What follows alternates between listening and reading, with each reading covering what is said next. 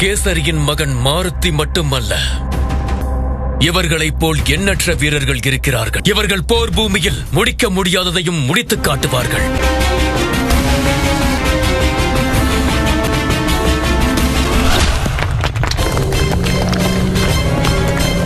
இனி அசுரர்கள் கூட்டம் அல்ல, தலைவனே வந்தாலும் இவர்களோடு போராட முடியாது. ஒவ்வொருவரின் வேகமும் இவர்கள் மூளையோடு போரிடும். எதிர்ப்பவர்கள் மரணத்திற்கு அழைப்பு விடுப்பதற்கு சமம். வாழ்த்துக்கள், வாழ்த்துக்கள். உன்னை பாராட்டுகிறேன். நீ பலசாலி என்பதை நிரூபித்து விட்டாய். நிமிடங்களுக்கு முன்னால் நீ வணங்கும் இறைவனை பற்றி கூறினாய். பலத்தையும் சக்தியையும் அவரிடமிருந்துதான் பெற்றாயா? பேரை உச்சரிக்கவே இல்லையே. தாங்கள் இவ்வளவு தூரம் எங்களை பின்தொடர்ந்து வந்து கொண்டிருக்கிறீர்கள். ஆட்டை எப்பொழுது அனுப்பிவிட்டேன். அது எனக்கு தேவையே இல்லை. என்னுடைய கேள்வி இதுதான். எதை நீயே தன்னிச்சையாக செய்ய முடியுமோ அதை செய்வதற்கு எதற்காக உன் இறைவனின் பெயரை கூறினாய்? எல்லோருக்கும் அவர் பெயரின் மகிமையை காண்பிக்க. அப்படி என்றால் நீ உன் இறைவனின் பெயரை ஆட்டின் உயிரை காப்பாற்றுவதற்காக சொல்லவில்லை, அப்படித்தானே? உங்கள் எல்லோரையும் சிறுவன் அடித்தானா? அடியை வாங்கிக் கொண்டு உயிர் பிழைத்தோம் என்று சொல்லவா வந்திருக்கிறீர்கள்? இப்பொழுதுதான் புரிகிறது. நான் என்னுடைய இறைவனின் பெயரை இந்த உலகிற்கு சேவை செய்ய கூறவில்லை, தெரியப்படுத்துவதற்காக கூறியிருக்கிறேன். அதனால் தான் நீ உன் இறைவனின் பெயரை உச்சரித்தும் கூட எந்த தாக்கமும் ஏற்படவில்லை. ராமன், ராமன். போரென்று வந்துவிட்டால் இழப்புகளை நம்முடைய வீரர்கள் தான் அனுபவிக்க வேண்டி வரும். நாட்டில் உள்ளவர்களை கருத்தில் கொண்டு வேறு வழியை யோசிப்பது நல்லது. கிட்கிந்தையின் இளைய இளவல் இதைக் கண்டு பயப்படுகிறார்.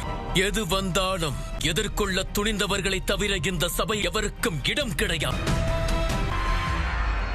நீ சென்று எப்பொழுதும் போல் தோட்டத்திலும் அருவி பகுதியிலும் பொழுதை போக்கு.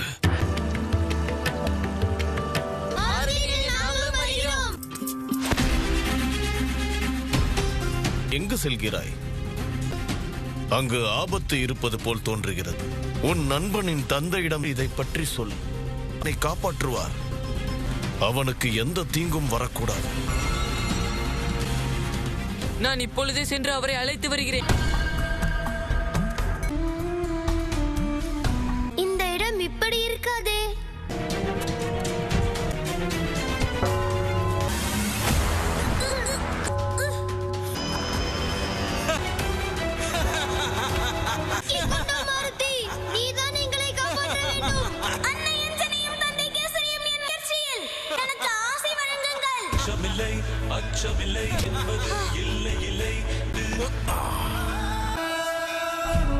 மாருதி அவர் ஒரு வயதான முனிவர். முனிவரா?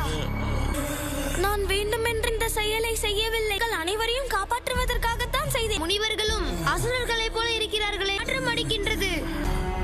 இவருக்கு அடிபட்டு இருக்கிறது. புது மூலிகை இருந்தால் எடுத்து வாருங்கள்.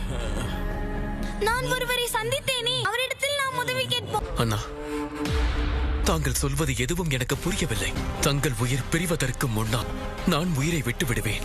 உங்களை சாக விட மாட்டேன். என்னை மன்னித்து விடுங்கள்.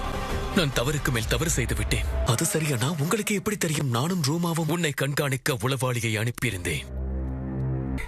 தங்களுடைய உடன்பிறப்பு உளவாளியை வைக்க வேண்டுமா? கிட்கிந்தையின் மக்களும் என்னுடைய குடும்பமும் எதிரிகளால் குறிவைக்கப்பட்டுள்ளது. வாளிகளை உன் பாதுகாப்பிற்காகவே அனுப்பினேன் சுக்கிரீவா. அங்கே மாருதிக்கு என்னவாயிற்று?